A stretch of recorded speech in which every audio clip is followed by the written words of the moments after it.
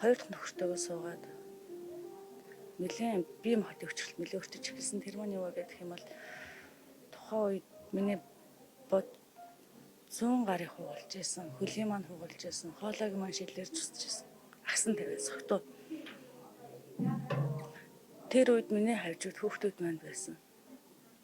Би хүүхдүүд аваа зүгээр туулгал руу орж ивэ төвтмөөс гарчихсан. Өвлийн хүүтэн ч байсан. Манай тэгэхэд 32 дугаар ороод баруун дөрөв амьдардаг байсан. 33 дугаар ороод амьдардаг байсан. Би гараад гүгээд хажуу айлдаа ороод би нуугдчихж амиа аврагдчихсан. Тэгэхэд миний гар нэг л хэцүү, эвгүй, хөдөлж чаддгүй, хөл маань хөдөлж чаддгүй.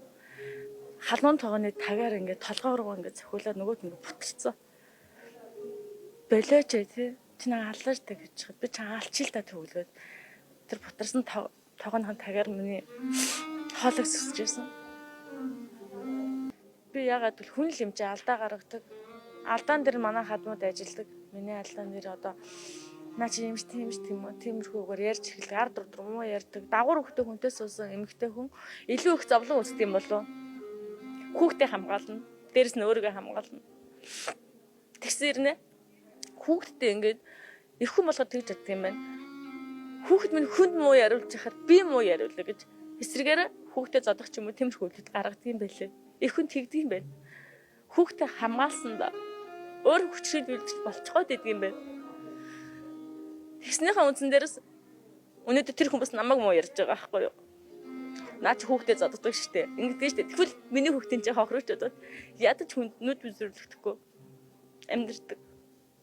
Тухайн үедээ би нөхөртөө хэлжсэн. Дагуур хүүхдээ суусан хүн өнөөдөр аяхандах махын хүрэлт тоолсон байдаг штэ гэж.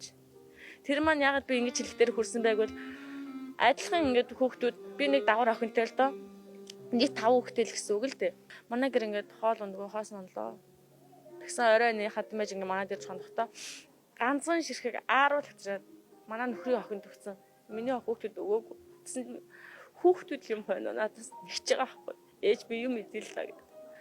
Тэгэхэд тэр харуулыг авчир 3% байгаа амд нь хийсэн байсан бол өнөөдөр хүүхд надад тэгж нэхгүй шүү дээ.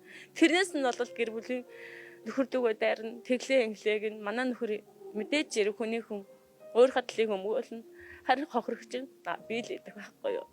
Эвлэрээ төвчээд яв хэрэггүй. Та өнөөдөр өөрийнхөө амнаас хүүхдийнхээ ирээдүйг бодож л байгаа бол өнөөдөр сошиал хөгжсөн байна. Утас гэдэг нэг зүйл байна. 107 гэж байна.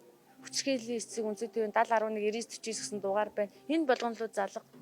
Та өнөөдөр өөрөө өөрчлөгдөж өөрөө алхам хийхгүй бол хинч таны өмнөөс хөдлөхгүй. Хинч таныг түлхэж болохгүй. Өнөөдөр та хүүхдийнхээ ирээдүйг бодож байгаа бод. Бид нар бол яг хөө ингээл дуусах хүмүүсгээ бодохын оронд үгүй шүү. Та өнөөдөр хүүхдээ хажууд байж чиглүүлэх ёстой хүн их хүн өөрөө байхгүй юу? Тиймээс их хүн өөр хүүхдээ сайн сайхан амьдруулъя гэж битгий хүчрхийлэг төвч. Энэ амьдрал чинь бүр огтос байх ёсгүй зүйл. Байх ёстой юм чи битгий өөртөө хүлээж ав. Ээж аавд гар хүрээд болоод исэн би нөхөртөө зодуулаад болоод энэ би хүүхдээ зодоод болоод ин гэдэг ойлголтоор биш. Суран төлөө ам зодуур үзээд бид нар сайхан амьдарч ин гэж ярихтаа биш. Өнөөдөр тэр суран төлөөгөөр үгээр хүнийг ойлгуулдаг болсон. Ивэр хүнийг ойлгуулдаг болсон үе шүү.